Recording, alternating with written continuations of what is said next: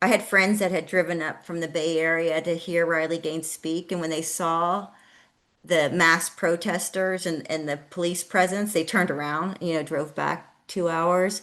Um, so to me, it sort of showed, if you're going to speak out on this topic at UC Davis or in the town of Davis, California, um, you're going to be risking your personal safety and the safety of your family as well. So I'd seen it, and then when she was later, kidnapped or locked behind doors at San Francisco State, that didn't surprise me. Beth Bourne was a middle class mother minding her own business when transgender ideology took over the Davis, California school system and then took over her daughter's brain. Despite estrangement, she remains hopeful because Elisa has not medicalized. Beth has become a tireless warrior against the ideological indoctrination and capture of her progressive blue community.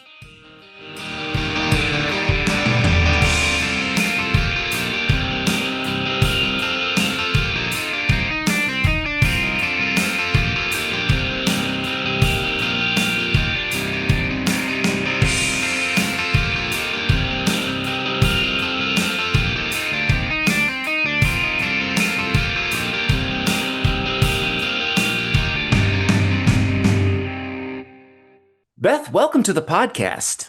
Thank you for having me, Matt. Beth, for those who don't know you, can you please introduce yourself a little bit? Sure, Matt. Well, let's see. I am a mother in Davis, California. I went to graduate school at UC Davis, and I've lived most of the last 30 years in this very liberal, progressive college town. I've worked for the university for over 10 years until I was recently laid off.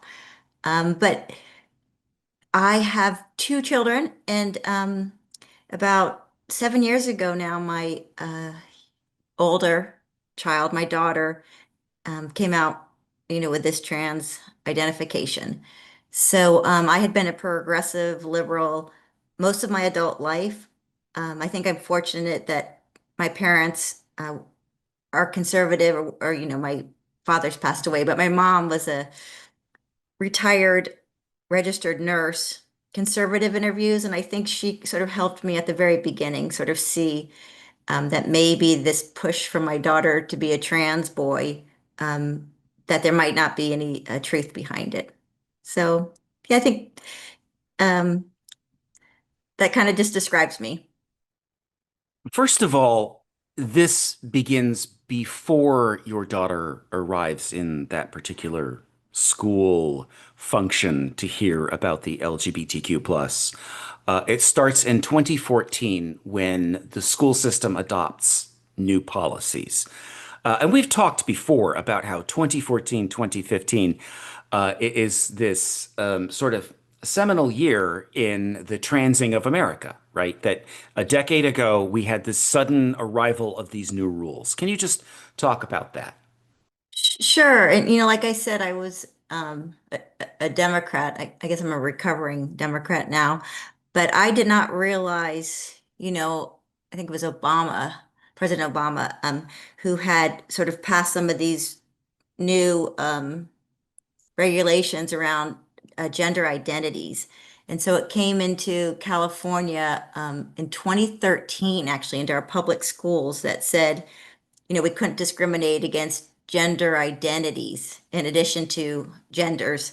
Um, so that meant that in our public schools, uh, kids could start identifying, with opposite gender identities, that they would be allowed to use the bathrooms and locker rooms, they'd be allowed to participate in sports. Um, and I just was asleep. Like I did not ever think about how this would impact my kids at school. So a few more. Um, so it kind of got pushed more and more into the schools.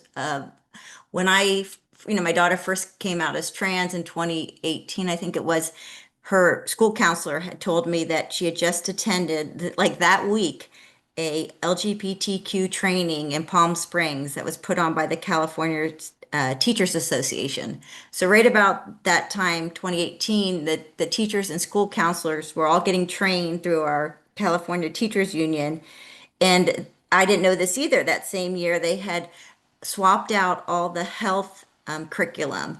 So kids in California, they learn about puberty in fifth grade, and then again in seventh and ninth grade or in junior high. It's called puberty talks, or the different ways they combine sex ed with a gender identity unit. So it came in that way. And then also the library books started to change over with gender identities.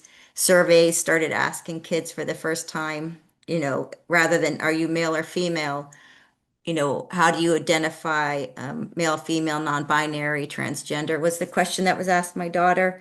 And I had no idea how it came into the schools. And I also didn't realize there were three boys at Davis High School in 2020, 2021 who were competing on girls' sports.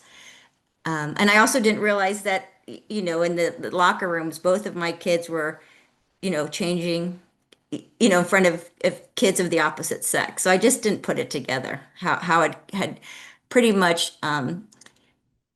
impacted every moment of their day in the public schools here in California, especially in Davis, California. And then in 2018, there is this announcement by your daughter. She's 11. She's in seventh grade, I believe, when she's cutting herself. Then, and you can tell in this period of time that there are media influences, that sort of what your daughter was going through in that period of 2018 to 2020. When I really saw the big change in her behavior was actually at the end of sixth grade. And I didn't realize, these children in California, in elementary school, they're being taught about all these different sexualities. So my daughter was 11 and she declared that she was bisexual. Right about the same time, her friend had witnessed, sexual assault of a child. Both kids, were really impacted by this. And at the same time as well, they were reading the book 13 Reasons Why. So that's a book at the junior high school, but it was being shared at the elementary school. And this book kind of glorifies suicide, 13 Reasons Why. It's in the public library. So I was shocked that my daughter would even, as an 11-year-old, be talking about her sexuality at school, with teachers, and also shocked that this book would be in the hands of young kids. And so that whole summer, she became very withdrawn, and I didn't know really how much she had been impacted by those last few months of elementary school. And it wasn't until later, so seventh grade was just a big struggle. She was a perfect student up until that point, extremely intelligent. She actually National Merit Scholar, which is a really big deal. Perfect math SAT score. So she was failing classes and doing really poorly in school, and the self-harm started. And when we spoke to her pediatrician, she said, "Oh, that's just really common right now. All these girls are cutting. Self-harm is just rampant in this community." And that should have also like made me question, what's happening to our young girls that they're that they feel this need to self-harm. And I think, this generation, my daughter's cohort, they were being exposed to social media for the first time. Like, they had these are the first girls to be carrying smartphones, access to social media and influencers. Um, and then also the first, wave of kids to have this LGBTQ rainbow mafia kind of stuff being pushed in the schools.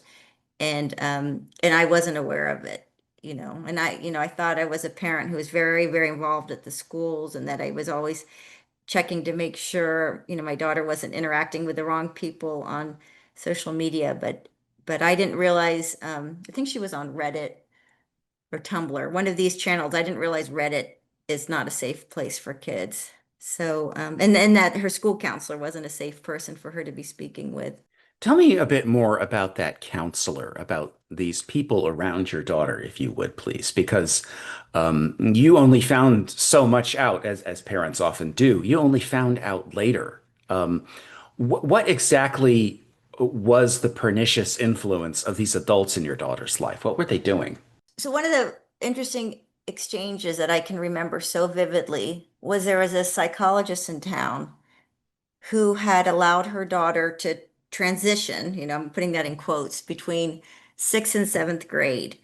So here's a psychologist. She has one daughter. Her daughter is now a trans man in seventh grade. This child was so influential on my daughter because she, like my daughter, she was actually um, extroverted and charismatic and very mathematical and articulate and in all the same honors classes, kind of a theater kid. So this child was and I found this out, was given the title of seventh grade class president. So this is a trans boy who's a seventh grade class president. And the mother said to me one day at a cross country meet, um, so we really like your child. What pronouns do you use for your child? And I was just so taken aback by this question, right? What pronouns do you use for your child? I mean, my daughter was 12, and um, what an insane idea to not use the pronouns that match the sex of your child. Um, so that should have been a really big red flag. So these teachers that are in the honors program in the Davis schools, these teachers are all these very progressive, woke. Um, uh, in this case, it was Mr. Bryant, Mr. King, these are these honors teachers, right? And they loved the idea of being champion of these trans kids. And so these trans kids would be allowed to be in their classroom during lunch. Um, the math teacher once said to me, something to the effect that, now that your child is, she was starting to dress like a boy, seems so much happier. And so I think for them, they saw themselves as being sort of heroes, right? The hero's journey, right? Of these young girls all of a sudden coming out as trans boys and with the dress and the clothing and the name and the pronouns and using the boys' locker room, and so that the health teacher was also, I mean, flags, probably five different flags in the classroom. And I actually sat and observed the gender identity lesson plan being given to my younger child, my son, 3 years later, just to witness the kind of insane ideology that's pushed in health class. So I sat in the classroom and I saw all the Progress Pride flags and the, LGBTQ allies flag. And then the school counselor, a wonderful lady who unfortunately she really believes in trans kids and she has a really good heart, but she doesn't see just how dangerous this ideology is. And I keep trying to help her understand it. And I even met with her, individually, but I still think she just can't see it. I think people are so brainwashed in this town that they can't see that there's no such thing as a transgender child and what they're doing is actually really harmful. There's a sense in which it makes me think of the Wicker Man, right? You have a sort of isolated community Mhm. that occasionally sacrifices children. If you come along and you say, "Hey, why are we doing this again?" The people, they sacrifice you. They set you on fire, right? Right. And so, what you're telling me, what it sounds like, is that there is grooming going on, that the trans child gets special privileges, they get the red Yes. carpet, Yes. they, and it is the sneetch with the star on its belly at that point, the trans child. Yes. I would 100% use the word grooming because um, I like to say teach it, promote it, celebrate it, right? That's the trans ideology. You teach it in school, you promote it, and then when the child comes out as trans, you celebrate it. It is very culty. And so that starts in 2018. And then in July of 2020, there's a name change. So Right. this is always a battle with the name change and the pronouns and everything. And, there's not a lot of help for you in 2020. Let's recognize that. Hmm. Stella O'Malley has not published yet. There are a couple of books. One is in the UK, which you probably didn't know about. So you're probably thinking there aren't a lot of resources for me while this is Right. going on. Talk about that name change period. What was it Sure. that just sort of put her over the top and like, okay, I'm gonna, adopt a new identity now. What's going on? Yeah, I think I'd like to one day actually write about that whole name change because it was not only a name change, it was changing her birth certificate to say she was born male and changing her legal name. And in California, people don't realize this, but it only takes one parent to want to allow a child to do this, and then it goes to Superior Court. So it goes to a judge. And so I got served papers to have my daughter's birth certificate changed on my 50th birthday. So that would have been 2020, February 5th. Um, someone showed up serving me papers at the front door. And I spent a couple months trying to find an attorney in California that would represent me on this case.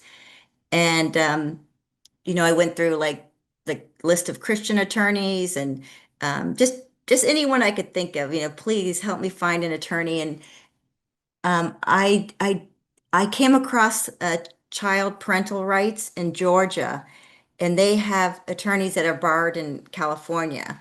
So Mary McAllister and then Bernadette Broyles, who is like a genius. And so I had these two women attorneys in Georgia write up my arguments for me, and then just found some local attorney to kind of represent me because I didn't want my daughter to see that I had, these conservative law firm out of Georgia representing me.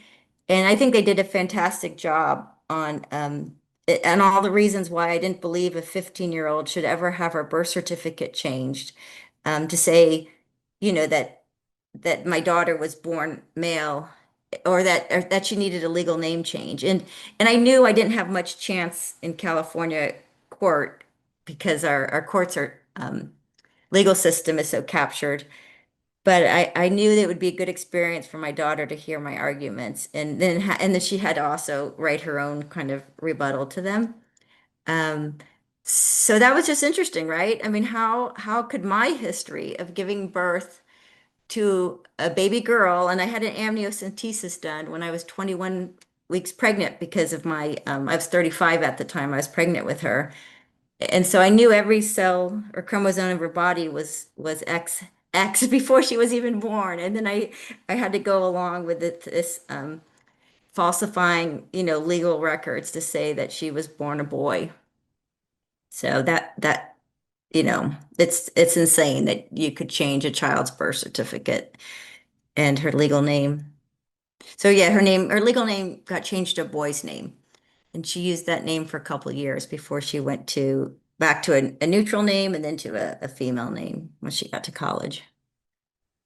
That is an interesting part of the story right there. Can you talk about for that minute? Because you have this um, constant naming, changing, and I believe that there was a restraining order involved somewhere. Can you just talk about that name situation? Oh, sure. Um, yeah, so children and parents should know this, and if you could, if you're in a blue state, and your child's in public school, or maybe even a private school, and maybe even a red state, right? It's really important that you ask your school principal and the teachers, when a child gets to class, if the teacher's allowing kids to use different names when they're calling roll or a different name at school, that the parents don't have to know about it. It's kind of like the first step, in this pathway to being medicalized is the changing of the name and pronouns at school, and it's not a neutral act. So to let a girl start using a boy's name in school, the parent should be involved in that. So Yeah, so yeah, my daughter had her name changed at school really early on. That's one of the first things that trans identified kids check off on their checklist is changing their name at school. Um, and then let's see. And the restraining order, that was something that came a couple years later. And it was more related to me speaking out at a back to school night. And then there were these series of bomb threats that happened in Davis with the schools and the library. And that was actually, I think, more came from Riley Gaines. So, Riley Gaines is kind of famous for being a woman who competed in swimming against Lyra Thomas, William Thomas in swimming. And she spoke out online, and then we started having these bomb threats where, she mentioned the librarian. And then there were more bomb threats as Libs of TikTok shared things that I had seen in the schools. And I got blamed for them. And that's why they did the restraining order. They thought that it would show the community that, that they could keep someone from, being in their child's school if they ever spoke out on gender ideology. But I got a fantastic attorney with Harmeet Dillon's law firm in San Francisco. She's now our assistant attorney general, so she's the founder of that law firm. But Dillon Law represented me, and the school district withdrew the restraining order. But I was just lucky that I had the means to get really good attorneys for that situation as well. Now, were you present when Riley Gaines was held hostage in that room? Were you present when that went down, that riot that You're right, at they San had to Francisco lock down? State Yeah, were University. you there? No, that was, I think it was February of Okay. 2024, but 3 months earlier, in November of 2023, I kind of hooked up or got involved with bringing her to UC Davis. So, um, I had sent a personal invitation to her, and the UC Davis College Republicans Club on campus really wanted to host her. So we brought Riley Gaines to Davis a few months before that kidnapping incident. But when she came to UC Davis, we had her police protection in order for her to speak was over, I would say, 100 police officers in full riot gear, head to toe riot gear surrounding the venue, the conference room that we used to host her.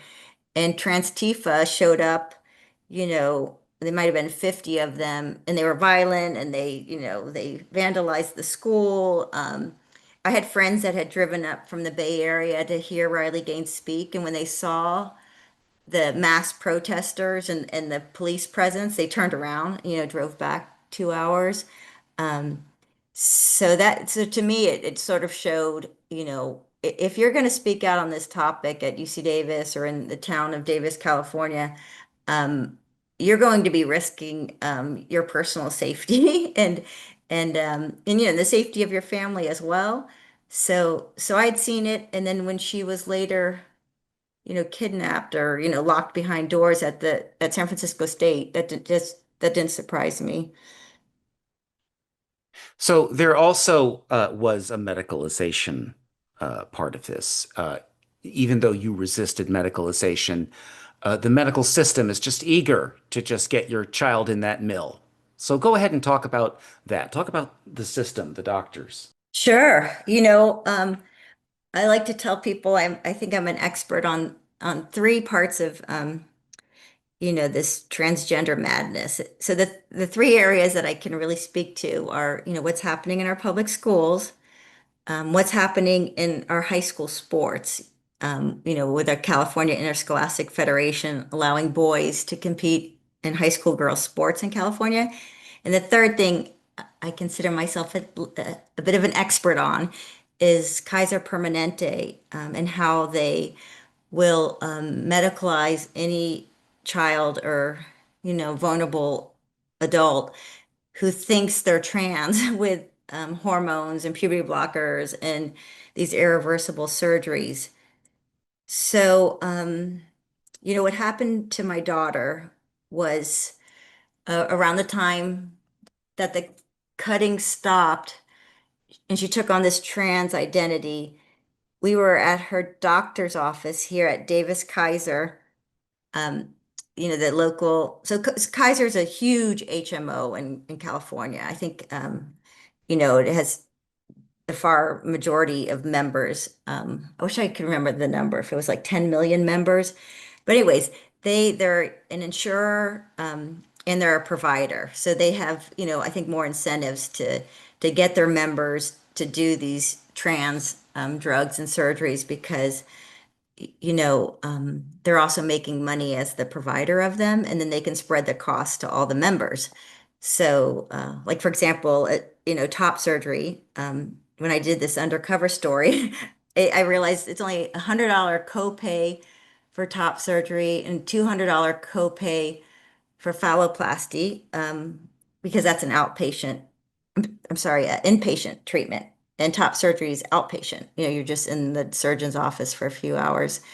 But the surgeon makes $25,000, the plastic surgeon who's removing the breasts, healthy breasts of young people and or young girls and women. And then phalloplasty is, closer to 100, $130,000 for the surgeon. And it's only $200 copay.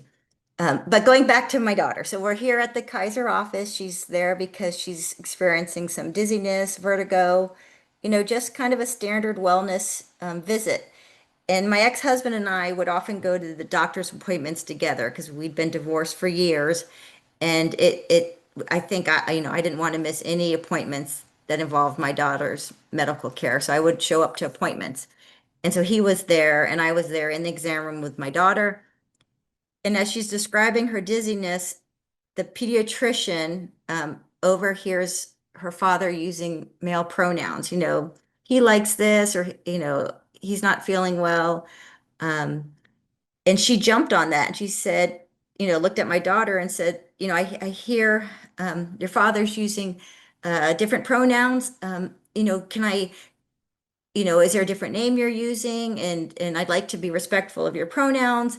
And so right there, during that visit, she changes my daughter's name and pronouns, in her Kaiser records, and then says to my daughter, I want you to know about the Kaiser Oakland Proud Clinic. It's a one-stop shop where you can go meet with an endocrinologist, social, so endocrinologist, a gender affirming specialist, a OBGYN. So she kind of sells this idea that, you could just go an hour away. There's a pediatric gender clinic. And she used those words. This is a one-stop shop where you can, get all your questions answered and find out what services we can offer you. And so, I'm like shocked. I don't think I said anything, but, the next day I called this pediatrician and I just said, how could you ever present the idea of medicalizing to my young child without first consulting with the parents?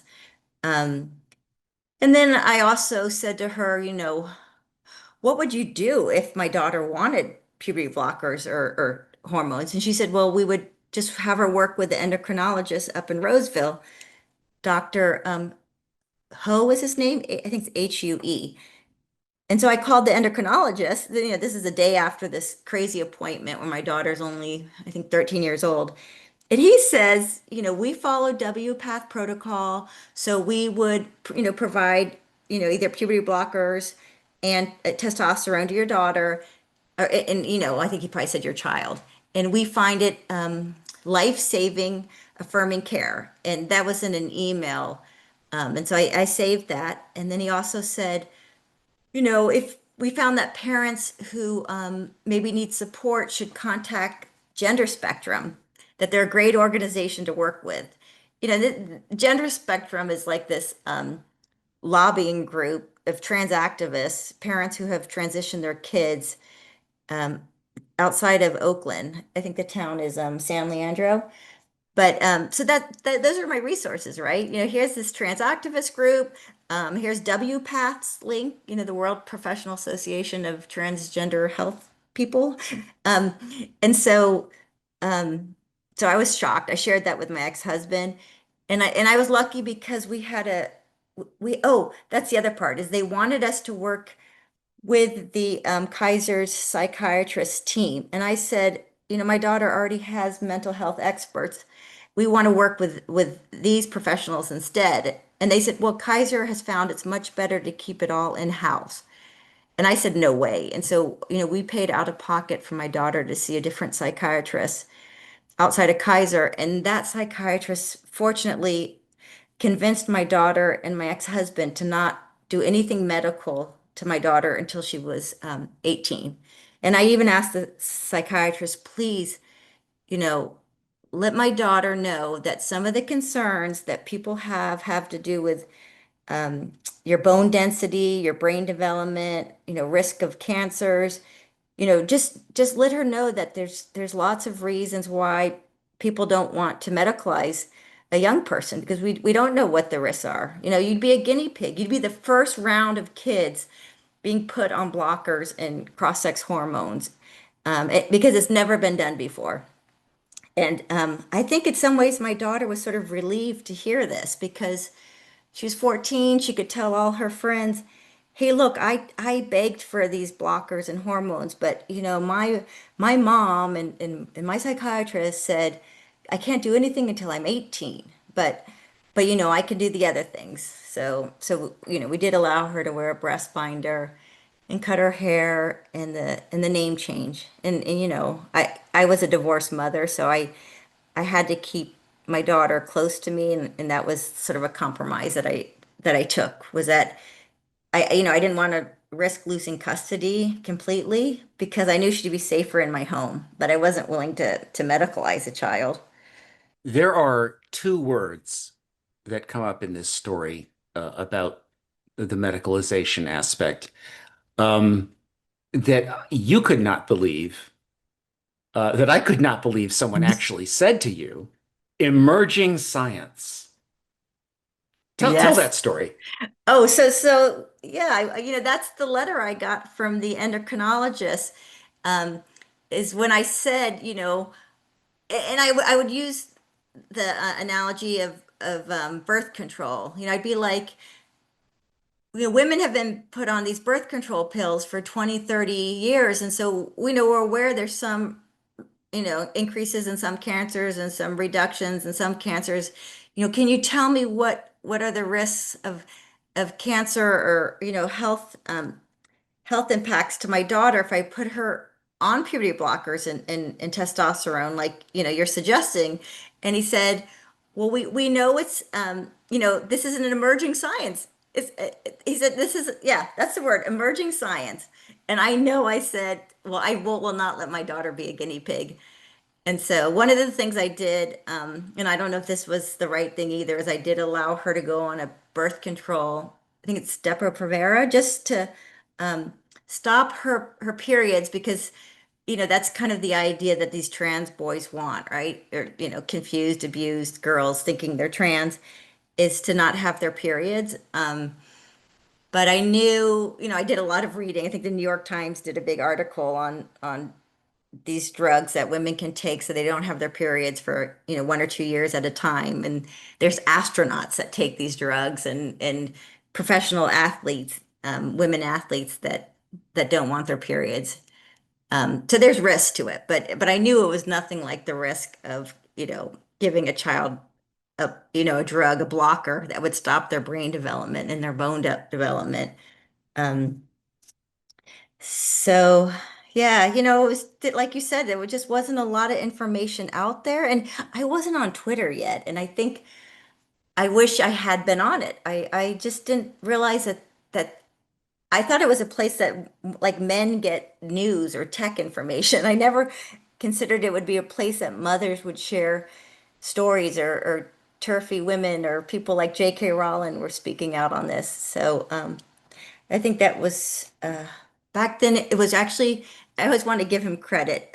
These two men, Will Malone, he's an endocrinologist, I think out of New York, who was speaking out on this because he was writing all kinds of amazing stuff about the dangers of these drugs and that there was no trans child. So Will Malone and then Jesse Singal, he wrote an article for The Atlantic that my daughter's psychiatrist shared with me that said, when your child is trans, or it had some kind of headline like that, but he actually presented in the story, and I think he got canceled for this, stories of detransitioners, and parents who pushed back on it and said, no, we're not going to medicalize our kid. And they were also, in these similar liberal towns, university towns that I live in. And I was like, wow, there's parents pushing back on this. And then in the stories, their daughters actually come out of their trans identity. And so that just gave me it just really changed the way I fought back on this. And then soon after that, I think Colin Wright, who's a graduate from UC Davis, PhD from UC Santa Barbara, he really does an amazing job too of in a very gentle way speaking out on how universities and scientists have been captured by this ideology and how you can't speak out on it. So yeah, so those three men, and then there's also, sorry, one more, an endocrinologist here in Rockland, um, and Michael, oh gosh, Laidlaw. He was speaking out on the book Jazz Jennings in the elementary schools here in Rockland, which is close to Sacramento, back in 2018. And I read some things that he had written. And so I'm just thankful for these people that took such a risk in their careers and kind of spoke out on it. What really gave me a lot of confidence to speak out in Davis was joining Moms for Liberty, which, I was hoping to team up with the League of Women Voters. I thought, an organization that was um, wanted women to vote and stand up for their rights, that they would want to get involved in speaking out on gender ideology, especially, women being raped in prisons and sports. But League of Women Voters, our local chapter, would have nothing to do with me, and neither would the Seroptimus group, which is also an all women's group. And so I heard about Moms for Liberty, and I contacted them, and they are the most amazing women. They just are. And the women here in my county, they got really involved in the lockdowns in the public schools and the vaccine mandates. But they also were aware of what was happening with gender ideology in the schools. And so they let me hold a meeting at my home about what I had seen in the schools. And then over time, the women from this more rural area of Yolo County, Clarksburg, once the schools opened back up and things were normal, they got busy with their kids, and I just became the chapter chair, and I got to attend the summit in August a year ago, and President Trump was there, and Rob Schneider, and from the Babylon Bee. He was there. Anyways, it was just like this most amazing group of people. And this was before, Trump was elected again. So it was exciting times. As some people always assume it's the mom, right? We just saw this with Right. Robin Westman. There was this sort of assumption it must be the mom, but as it turns out, no, actually, it's the dad in that particular case. Hmm. It does Hmm. happen that dad is sometimes responsible. The child is living with you, and we come down to estrangement. Can you just talk about that for a minute? I mean, this is your family being torn apart Right. by an ideology. Right. So for my family, um, we were at a 50-50 physical and legal custody. And I knew in California that as kids get in their upper teens, it's much easier for them to say, "Hey, I want to live with this parent and not this one," and you don't even have to go through the courts to allow a teen child to kind of pick what parent they want to spend more time with.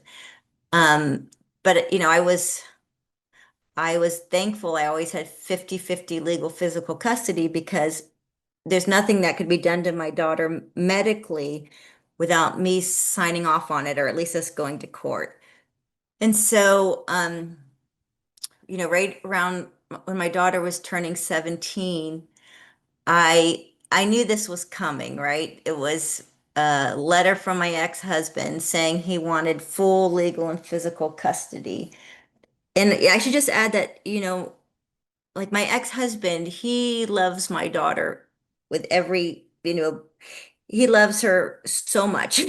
But he's also a very super intelligent engineer, computational engineer, and maybe, a black and white thinker and can't see the evilness behind gender ideology. So he sees it as, oh, the doctors, why would they want to hurt our daughter? Of course we should do what the doctors say. And so he's just gullible. So he loves my daughter very, very much. He thinks if he has 100% legal physical custody, he can be the one to make these decisions for her. And so I fought that. I had Patricia Campbell, and then Candace Jackson came in at the end representing me in court. And right before that morning, the court hearing, they went into a settlement meeting with the two attorneys, and um, I gave up visitation. In exchange, I kept the 50-50 physical and legal custody, and with the condition that there'd be no medicalizing of my daughter's, gender identity without us going back to court. And so I think my ex-husband and my daughter felt like they won because now my daughter could, and this is what happened on her 17th birthday. She basically, after she opened the presents and we did the cake and the candles, she went no contact. So, uh, so that's just common, right? And you know what's coming because that's what they tell these kids.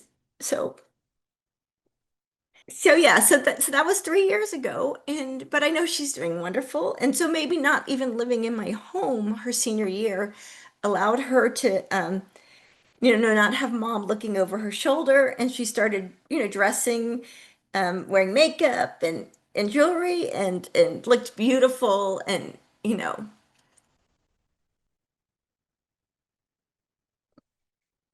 so so yeah, there's a lot of it's like a roller coaster, when you have a child in this. But I always tell this too to people is even if I'm estranged from my daughter, I am one of the fortunate parents, right? Because my daughter's body is perfect. She's never been, harmed by this gender medicine, and she's just doing great in college, and has wonderful friends, and I'm okay being estranged. It gives me more time for you know, kind of being an activist. It made you free uh, Yes. to Yes, I didn't have to like do to go things, to war. when she wasn't exactly.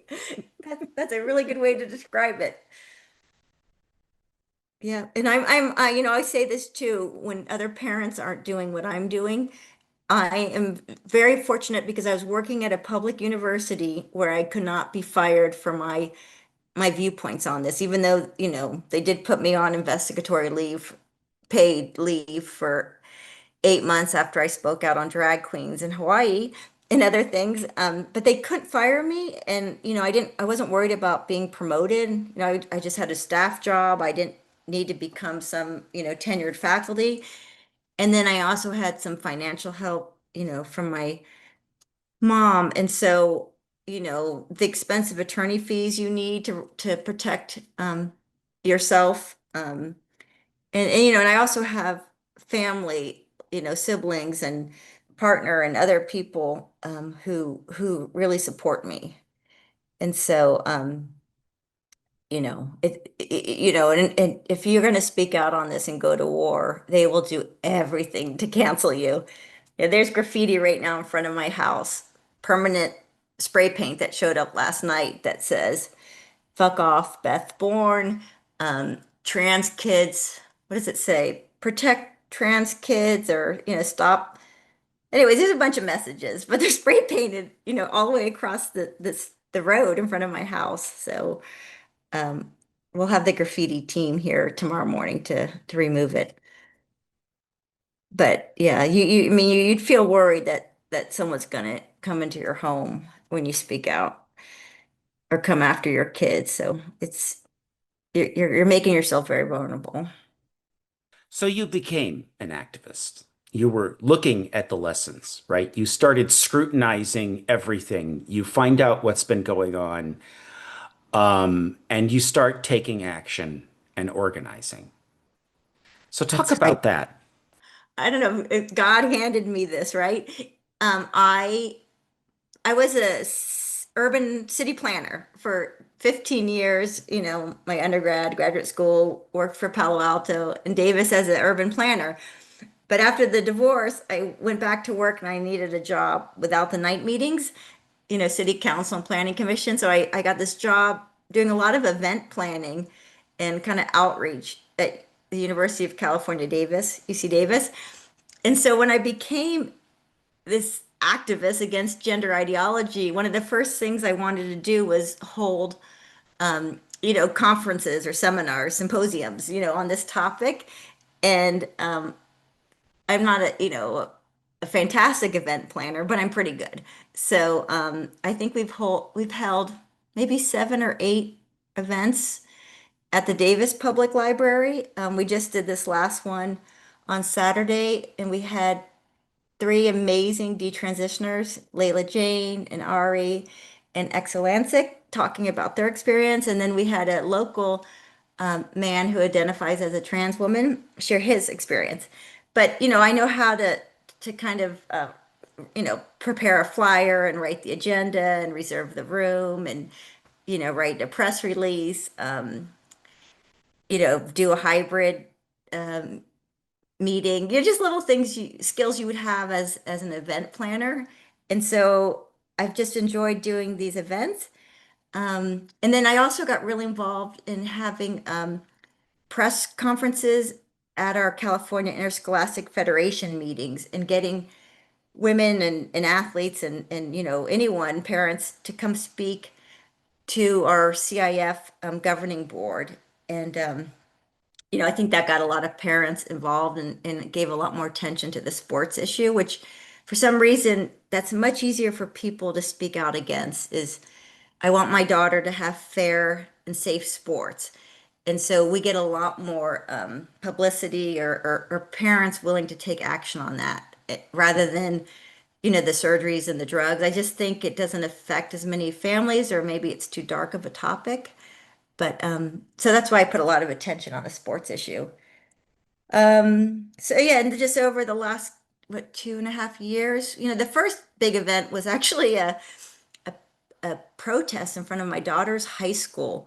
And, I wore this full disguise with the sunglasses and this hat. And it was just after COVID had kind of, schools had opened back up. So I could wear this mask. And I bought all this clothes, this whole outfit at Goodwill. So there's no way my daughter could recognize me. And there were about 20 of us, I think we're all women, standing in front of my daughter's high school. And so when school got out that day, the kids saw all these signs, about, protect your body and Democrats against gender medicine or loving parents question gender. Anyways, I think it was a really good sort of first event because the high school kids saw it and there were a lot of kids that came over and thanked us for being there. And so it made me realize that there are kids that realize there's something wrong in our schools.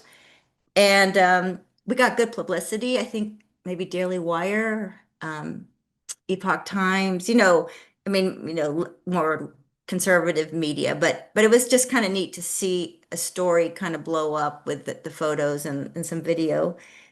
And yeah, so I just love doing anything and I'm not trying to grab attention on myself, but anything that grabs the attention of people, either through Facebook when it's like more of a local issue or over Twitter.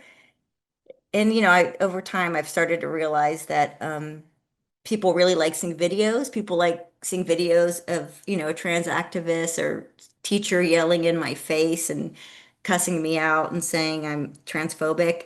Or just seeing these crazy college kids who are, they actually believe that they're trans. their mom is trans, their friends are trans. That was one of the videos I did at the Turning Point USA event in April where I was assaulted. But just talking to kids on the quad, these college students, they're so brainwashed and they're so harmed by this ideology that we need to expose all of it. The library, the Yolo County Library, which you mentioned, has become a point of contention, a battlefield in this little culture war. Can you just briefly tell the audience about that? Sure. So, um, I always talk about the public schools being captured, but I'm sure a lot of your listeners know this, but the libraries are so captured by, trans ideology. And it, comes from the American Library Association, like that union. And these librarians, they're mostly women or they're men that, they're like bookworms, right? And so for them, the idea of oppression and helping out the vulnerable and, and also I think they see it as part of the LGB, the gay rights thing. They can't see how trans ideology is so damaging to women and also, to the LGB themselves. So when we held our first event at the Davis Library, I realized that there was all this pushback. The first event we did was a Brave Book Story Hour, and I had no idea who Kirk Cameron was, but a local mom asked me if I could help her host this event, and they flipped out that the trans activists in town and the librarian, and later on I got these public records requests so I could see that one of the first things they were going to do at first was deny my reservation, which of course they can't do, but then they were going to hold a drag queen story hour for children that same day, to counterbalance our Brave Book Story Hour. So we kept doing more events. We did one on detransitioners. There's a film that came out called Affirmation Generation. Think now it's called No Way Back. But the trans activists showed up and they were actually in the room trying to disrupt it. And then the big one was the Fair Sports for Girls event in August of 2023. And that's the one where the librarian, Scott Love, who was also at our event on Saturday, he told us that if we didn't refer to, it was actually Leah Thomas as a woman and used the proper pronouns, if we misgendered Leah Thomas and didn't refer to him as a woman, that we would be kicked out of the library and our event would be shut down. And we had two attorneys in the room at the time, and Kim Jones as well on the phone, who said, you will be violating our First Amendment rights. Federal law supersedes any California law. And, we will sue you if you shut down our event. And he still did. And we have it all on video. And so, that night or next day after it was, went viral on Twitter, I think a couple, maybe three or four different law firms, contacted me asking if they could take the case on pro bono. So, we ended up going with Alliance Defending Freedom, and they represented us all pro bono. I mean, fantastic attorneys, and we won the case in a settlement. So the Yolo County, which is a small county. It's only 200,000 people, and Davis is the biggest city. They had to pay $70,000. So 50,000 went to attorney fees, and then each of the organizations, Moms for Liberty, that's my organization, Sophia Lorie with California Family Council Icons, that's Kim Jones, the sports, women in sports, and then Ali Snyder was representing herself, but we each got, $5,000. So mine just went, to Moms for Liberty for training and future events. But I think it was a lesson for the library to know that, you can't censor viewpoints you don't like. You have to treat everyone the same. And so I was shocked on Saturday when I thought the library here did a very poor job. in keeping our event safe and open and inviting to the public. Um, Exelantic shared some, incredible video and footage showing the trans activists intimidating people as they were showing up. I think there was some assault. They were playing their music loud enough that, was interrupting our event. And they chalked all over the sidewalk, transphobes enter here, which is not the way I think a public meeting space should allow the space to be used. And so, we'll write a complaint in the coming days that'll go to the county. Yeah, it's crazy. Well, Beth, we are reaching the end of this podcast, and maybe, just maybe, we've reached the beginning of the end of this craziness. I met you in person in March, or actually, it was in July. July. Yes. In July, we met at the FTC panel, Yeah. and that workshop was amazing. And you had great Yeah. stuff to say in there, and that's why I wanted you for this podcast and kept after you for so long. Yes. Yes. So let's talk about that. What do you think is happening now? What do you hope for in the next year, for example? So, and I'm glad you brought up the Federal Trade Commission's investigation because to me, that's one of the most key things or the things that makes me, I wake up feeling happy that maybe we're getting near the end.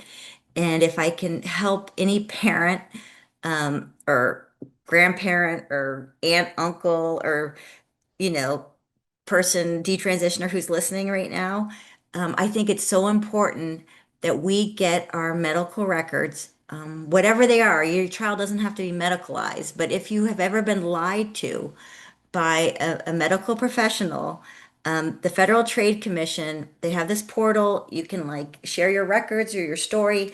It's consumer fraud, right? If that endocrinologist told me that it was life-saving care to put my daughter on testosterone, that's consumer fraud. So he had no evidence of that. And so, right now at this point in time, I think we have a couple more weeks before they're going to close down the portal where you can, or tip line, you can share your information. But if anybody needs help with it, I think you can find me on Twitter or Facebook, Beth Young Bourne, and you can DM me, and I'd be happy to help anyone with putting your records together and answering the call. Because if the Federal Trade Commission is going to work with the U.S. Department of Justice, the DOJ, on this investigation, and they can subpoena these gender clinics and these doctors. They're making it scared. I mean, they're scaring these clinics right now. So, just in California, in the last few weeks, we had Stanford University, stop all gender affirming care for 18 and under. We had Children's Hospital in LA. They also stopped all treatments for kids. Kaiser Permanente stopped all surgeries for anyone 19 and under. So it's just the surgeries, the whatever, the hysterectomies and the double mastectomies and the removing, young men's testicles or penis. They've stopped all surgeries for 19 and under. I'm not sure why they haven't done the blockers or the hormones yet, but yeah, so that just makes me really hopeful that we have the federal government on our side. And that's in my 5 years in this battle, this is the first time we've had the feds. And Harmeet Dillon, who represented me, with a school restraining order, she's now our assistant attorney general. And she knows this gender ideology probably better than anybody, and how someone like Layla Jane, who she represented, or Chloe Cole, how these two young girls, both Kaiser Permanente patients, Layla Jane lost her breast at 13, Chloe Cole at 15, at the same Kaiser, gender clinic that my daughter was recommended to go to. And she also just knows, the free speech laws around this. So that just gives me a lot of hope. And it was really fun to see you in Washington, D.C., Matt, at the FTC um, workshop, and I just so thankful that people like you, you don't have a child in this, but you are, you're just, yeah, you're a historian, a recording this insane times we're living through, and hopefully it'll never get repeated again, and hopefully we're near the end. Beth, thank you so much for joining me today. Thank you so much for having me. It was really a pleasure. Thank you for listening to the full podcast. The Distance is an encampment for everyone made politically homeless by gender ideology.